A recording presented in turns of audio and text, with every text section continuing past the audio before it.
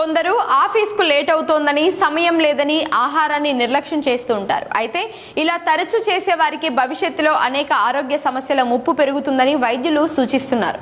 తరచూ తిండిని నిర్లక్ష్యం చేస్తే రక్తంలో గ్లూకోజ్ తగ్గి నీరసం, అలసట, చికాకు పెరుగుతాయట.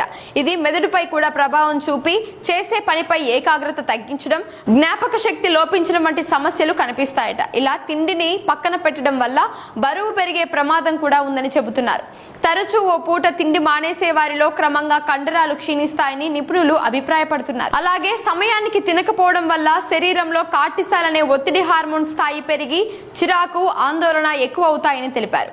అలాగే శరీరానికి కావలసిన పోషకాలు అందక దీర్ఘకాలిక వ్యాధుల ముప్పు పెరుగుతుందని కూడా చెబుతున్నారు. రోగ నిరోధక శక్తి తగ్గడం, రక్తహీనత సమస్య తలెత్తే అవకాశం ఉందని కూడా చెబుతున్నారు. అందుకే పనిలో ఎంత బిజీగా ఉన్నా సరే ఆహారాన్ని నిర్లక్ష్యం చేయకూడదు.